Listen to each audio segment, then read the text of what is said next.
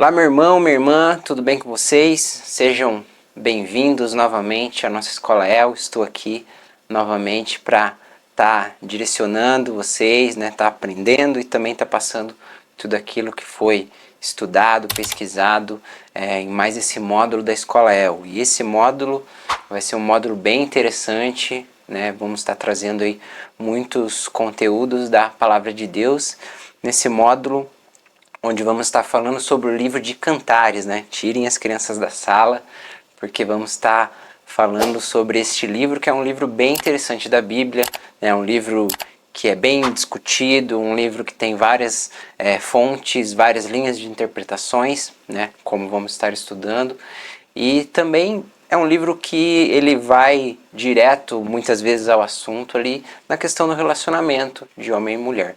Então vamos estar falando sobre esse livro. Queria que você se acomodasse onde você está, onde você vai estar ouvindo essa aula, onde você vai estar aprendendo sobre esse assunto, Tivesse com a sua Bíblia, com as suas anotações, se quiser fazer. E nesse momento nós vamos estar orando, agradecendo a Deus por mais uma vez estarmos aqui, podendo ter essa oportunidade que a nossa igreja fornece, tanto para o nosso crescimento, eu digo por mim, que isso é muito valioso, eu poder estudar mais, poder me dedicar a isso e também estar passando para vocês tudo aquilo que foi buscado e pesquisado.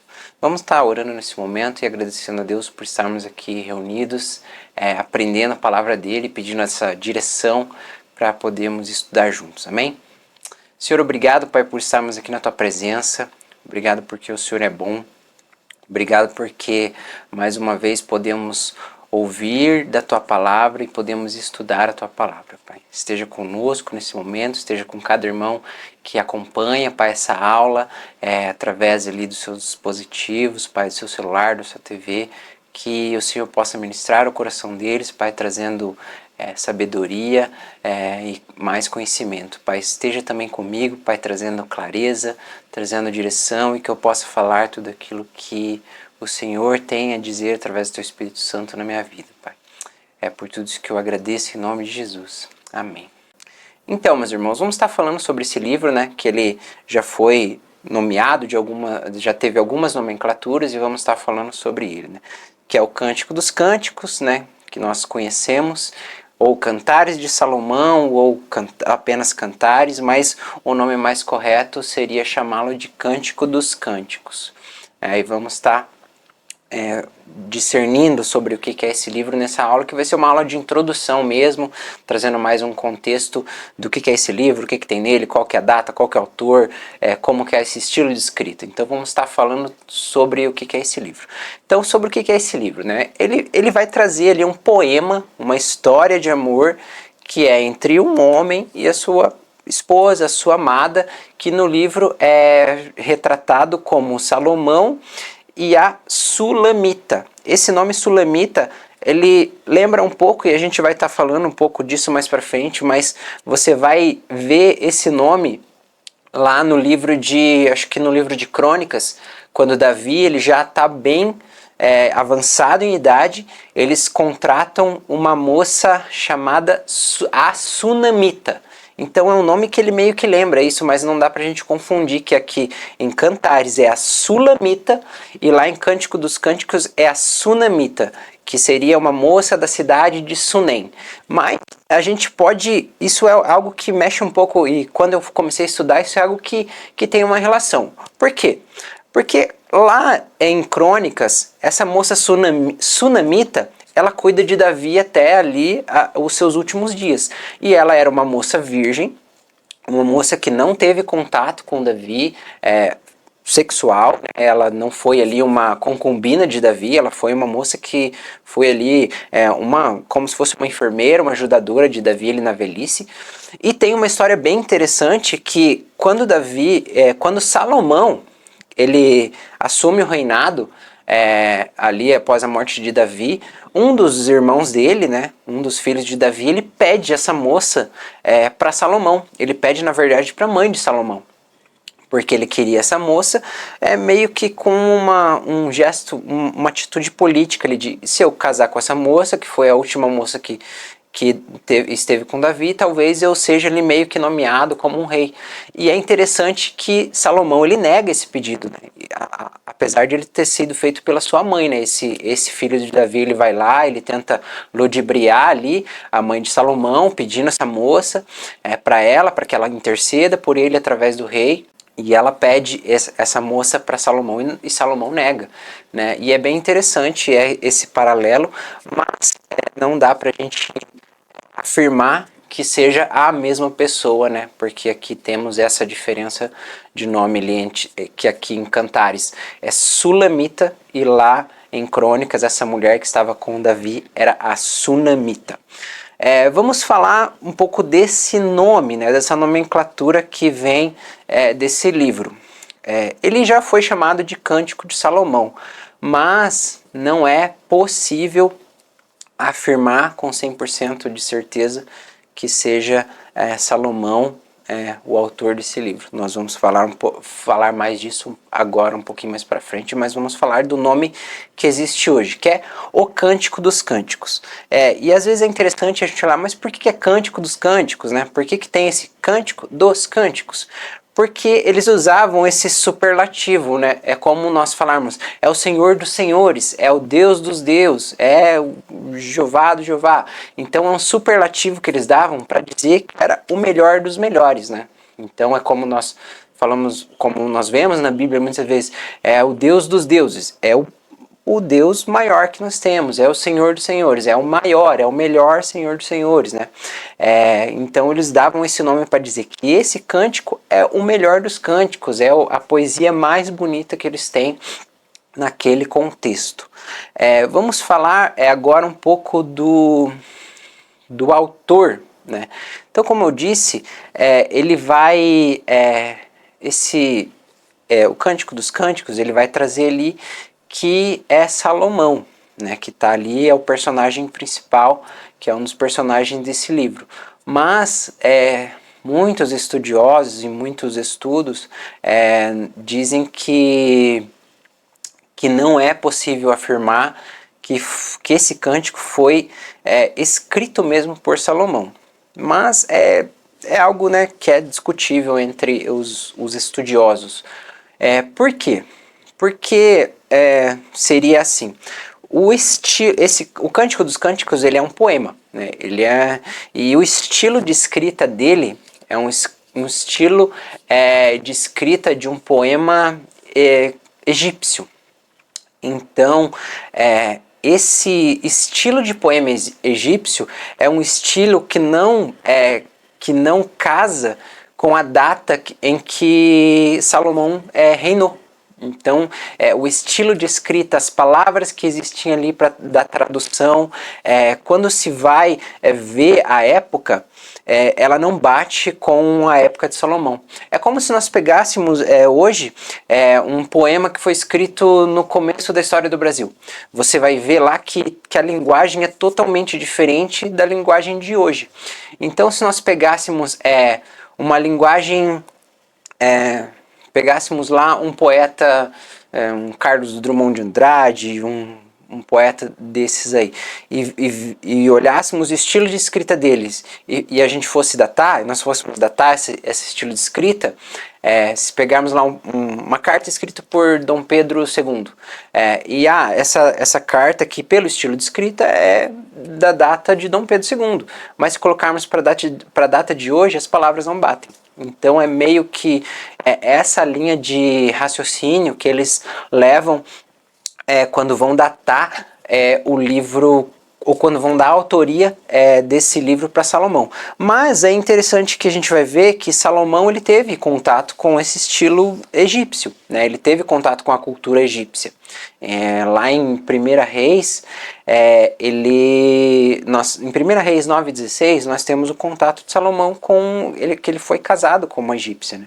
Lá em 1 Reis 16, 9,16 vai estar assim: o faraó, rei do Egito, havia atacado e conquistado Gézer, incendiou a cidade e matou seus habitantes, que eram cananeus, e deu como presente de casamento a sua filha, mulher de Salomão, né? O rei do Egito deu uma mulher para Salomão.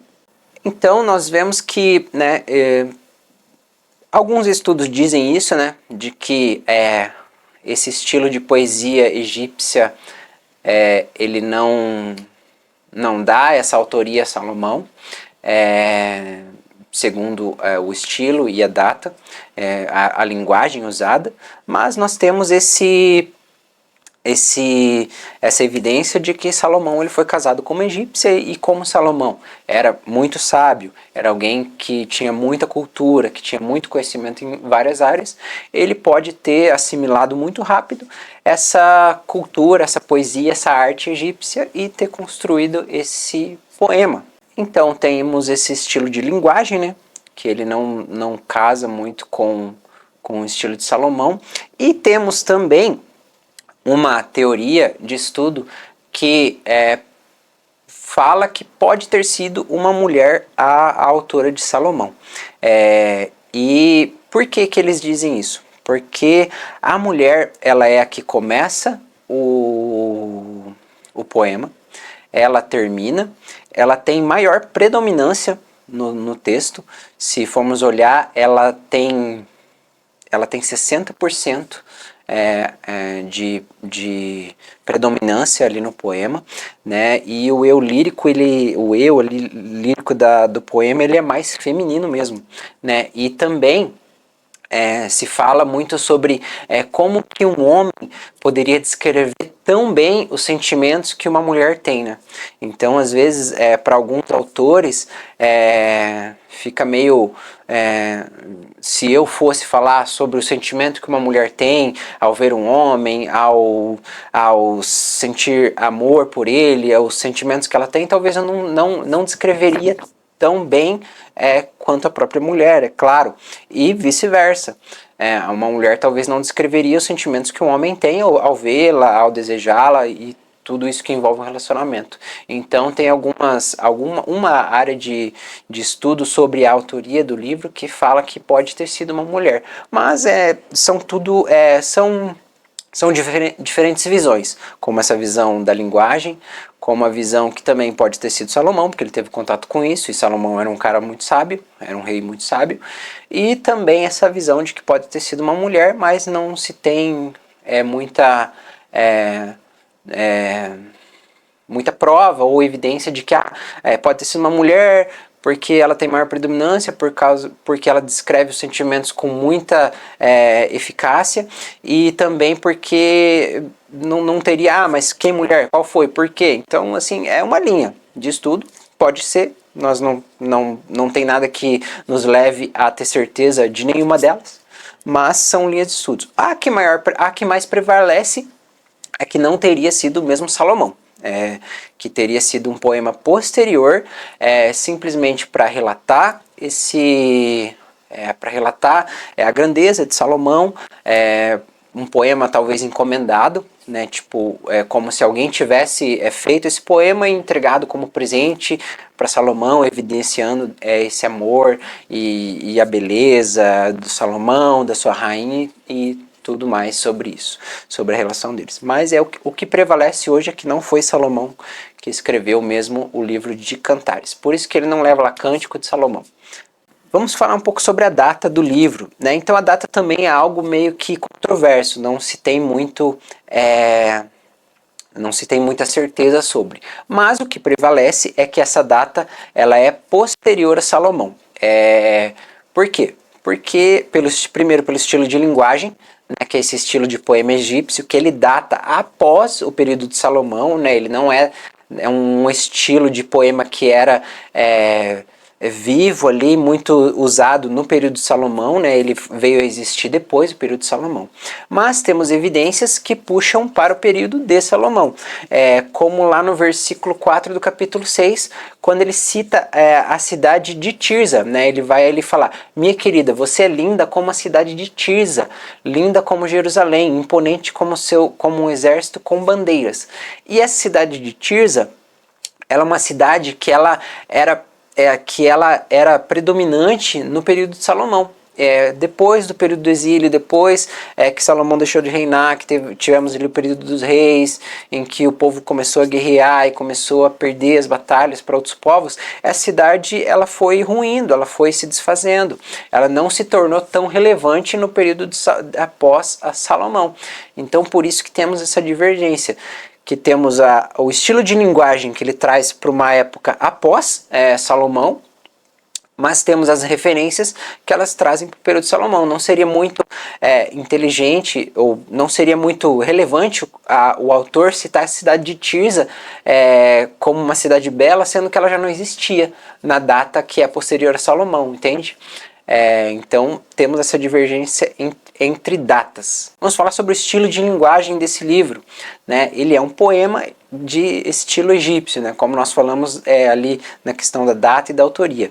Ele vem com esse estilo de poema egípcio, né? Que ele traz esse estilo de ora narrado, ora cantado, ora temos ali o amado, sendo o sujeito ali falando, ora temos a amada, ora temos o coral, que são ali as vigias, as sentinelas, as outras mulheres que vão cantando ali.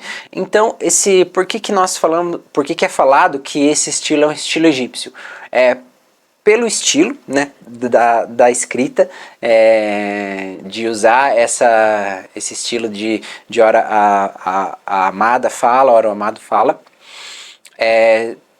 pelas referências citadas, né, que ele usa ali a referência dessas metáforas, de chamá-lo como irmão, de falar que o seu carinho, o seu amor é melhor que o vinho, que a cevada, que eram objetos, que eram alimentos ali usados e predominantes na cultura egípcia, né? Não se tinha muito na cultura de Israel ali a cevada. Era uma bebida, a cevada, a cerveja, era uma bebida muito comum entre os egípcios. Então, logo se liga a essa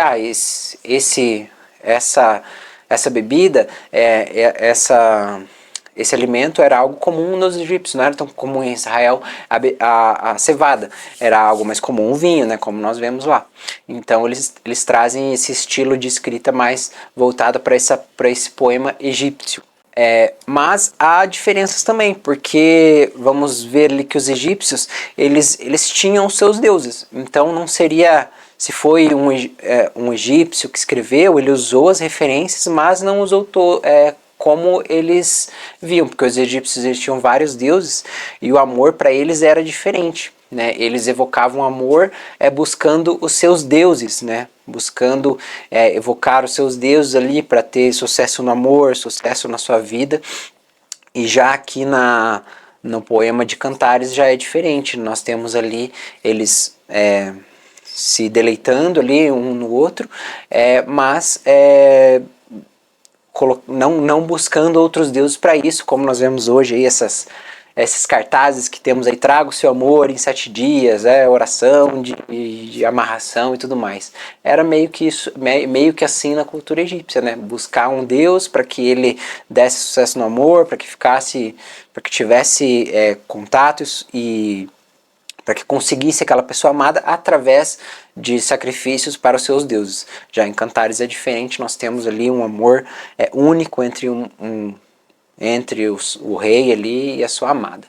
E entre os egípcios também as paixões eram passageiras, então eles não tinham apenas um relacionamento com uma única pessoa, tinham mais parceiros, então não era algo que era tão cultuado ali, ter apenas uma amada e essa amada ser algo vindo e ligado ali através simplesmente do seu amor mesmo, era mais algo buscado através dos seus deuses. E onde esse livro ele se encaixa ali na Bíblia? Onde que ele está?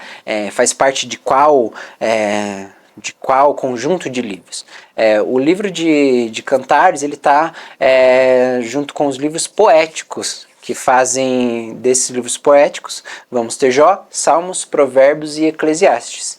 Eclesiastes é um livro que também não se chega a uma conclusão se é de Salomão ou não, então para você ver essa semelhança, né, entre Cantares e Eclesiastes, é um livro que muitas pessoas atribuem a Salomão, Eclesiastes, outras nem tanto.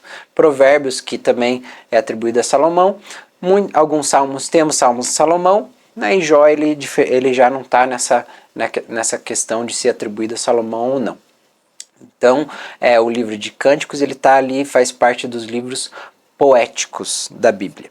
E nós, se formos ver esse livro, como que um livro, né, que trata ali, que traz assuntos bem diretos e bem claros sobre a relação de um homem e uma mulher, foi parar na Bíblia. É algo que foi bem controverso e foi bem discutido através dos tempos. Por quê? Porque, talvez você saiba, se não souber, alguns buscam ver esse livro de Salomão como a relação de Deus e Israel. Deus sendo amado e Israel sendo amada. Alguns veem esse livro dessa forma, ou como o amado sendo Deus e a amada sendo a igreja, sendo o seu povo. Mas, para mim, é algo bem difícil de se colocar essa interpretação, porque vão ter trechos ali que não dá para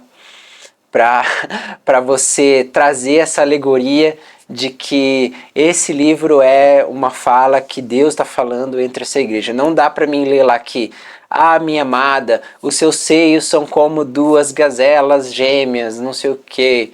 Não dá para ler isso como se fosse Deus falando que a sua igreja é como dois seios gêmeos. E tem até pessoas que falam que tem até estudos e estudiosos que falam que esses dois seios são o Antigo e o Velho Testamento, que a amada, que o vinho, que a uva. Nossa, desculpa, não tem como ler esse livro e falar que Deus é a igreja. Mas muitos judeus, muitos ortodoxos leem e interpretam esse livro dessa forma.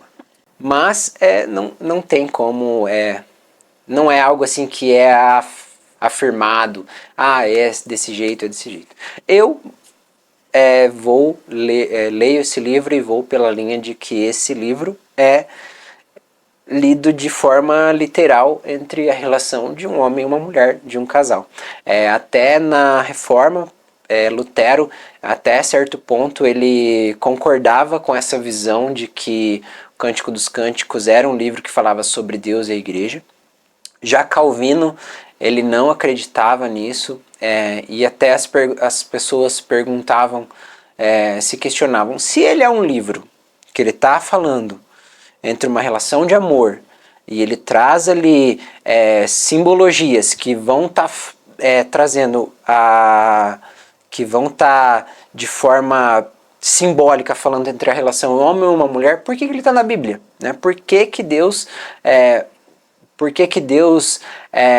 escreveria um livro? Por que Deus permitiria que um livro que fala sobre uma relação sexual está na Bíblia? E é essa questão, por quê?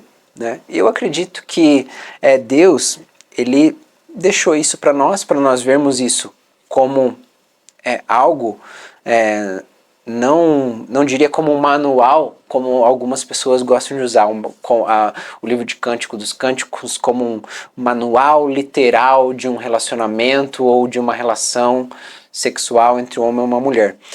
Nós podemos tirar muitas lições, sim, desse livro, mas também não podemos eu tenho que beber não sei o que, eu tenho o cacho de uva, não é uma coisa que eu gosto de olhar desse jeito, ou que eu vou incentivar você a olhar desse jeito. Acredito que Deus deixou sim para que nós olhássemos para esse livro como contemplar o amor, como contemplar o casamento, como nos satisfazermos e nos alegrarmos com uma vida conjugal.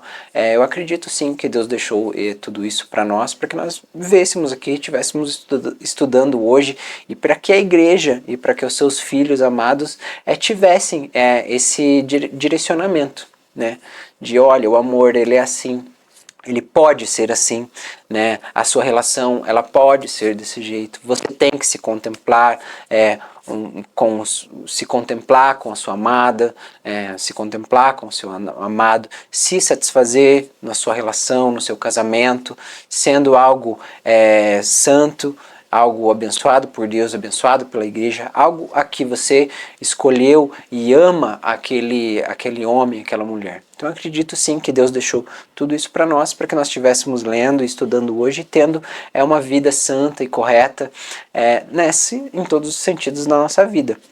Como é nas nossas finanças, no nosso trabalho, também não deveria ser diferente na nossa vida conjugal. Então, como nós vamos estar vendo esse livro de Cantares, vai ser através dessa visão, de que ele é um livro que ele traz a relação entre um homem e uma mulher, uma relação amorosa, uma relação bonita, uma relação respeitosa, né? Aqui no livro de Cantares, o sexo, ele não é um manual sobre sexo.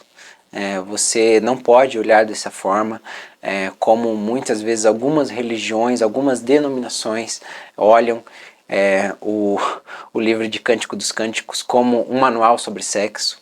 Ele não é. Você não deve olhar ele dessa forma. Se está ali escrito que a uva, que a cevada, que o vinho, que todas as simbologias que ele tem ali, você não deve levar ele como um manual, né? Você deve levar ele como algo belo, algo bonito. Aqui o sexo ele também não é um tabu, né? Ele não é algo que é vergonhoso, ele não é algo que é sujo, não é algo que é ruim para a relação. Ele é algo belo, ele é algo bonito, ele é algo que deve ser consumado, é algo que deve acontecer na relação de um casal casado, abençoado por Deus, abençoado pela sua igreja, abençoado pela sua família, né? É algo que deve sim acontecer de uma forma que alegre e satisfaça os dois na sua comunhão, nas suas quatro paredes, do jeito que eles acham melhor de se fazer. Então eu também não vou estar aqui para ensinar ninguém o que deve se fazer ou não fazer. Eu vou estudar o livro, eu vou falar sobre o que ele traz, sobre a forma como eu vejo, e não vou ensinar e obrigar nenhum casal a fazer de qualquer forma que exista aqui. Mas ele traz esse texto e traz esse tema, não tem como fugirmos dele. Ele fala sobre amor, ele fala sobre contemplação, ele fala sobre a beleza, ele fala sobre a espera, ele fala sobre a busca, ele fala sobre a consumação desse ato, a consumação do casamento e sobre a felicidade dos dois nessa questão. Não tem como fugir desse assunto. Então vamos estar falando e vendo esse livro através dessa ótica. E por que comentamos que vamos falar sobre o link desse livro com Oséias? Quando nós comentamos ali sobre falar sobre Cantares, me veio à mente esse link sobre Oséias. Por quê? Porque uns buscam ver o livro de Cântico dos Cânticos dessa forma, que é um casamento entre Deus e a igreja. Eu já não vejo assim, mas Oséias, ele é isso, ele traz isso. Oséias é um poema também, ele tem o mesmo estilo de linguagem que Cântico dos Cânticos, esse estilo de poema, e ele vai trazer sim Deus pedindo para que Oséias se case com uma mulher adúltera. Isso também é algo que é também discutível. Ele casou com uma prostituta? Talvez não. Por quê? Porque para Deus, aquele povo, ele já estava em adultério porque eles não o cultuavam. Eles cultuavam a outros deuses. Então toda aquela nação era uma nação adúltera, porque eles serviam a outros deuses. Por isso que Deus manda. É como se Deus pedisse, me desculpa por esse exemplo, talvez não sirva muito para você, mas eu acho que eu acho que seria assim. É como se Deus pedisse para que uma pessoa da igreja, servo, devoto, casasse com uma pessoa que não é da igreja, para mostrar o seu amor para com aquela pessoa e a trouxesse para esse meio, para que ela visse o amor de Deus e para que através da conversão dessa pessoa que foi casada ali, Deus mostrasse o amor e que ela visse, que ela se transformasse e aceitasse a Deus e começasse a ter uma vida novamente voltada para os caminhos de Deus. Então eu vejo mais ou menos dessa forma, né, que Deus não que ela era uma mulher prostituta, mas sim que era uma mulher adúltera, porque ela não estava servindo ao Deus verdadeiro. E também temos o link dessa questão do amor, da questão da paixão, da questão do perdão, da questão da resiliência, que Deus coloca para que Oséias demonstre, através, que era algo que Deus estava fazendo, através da vida de Oséias e da vida da mulher que ele toma para si.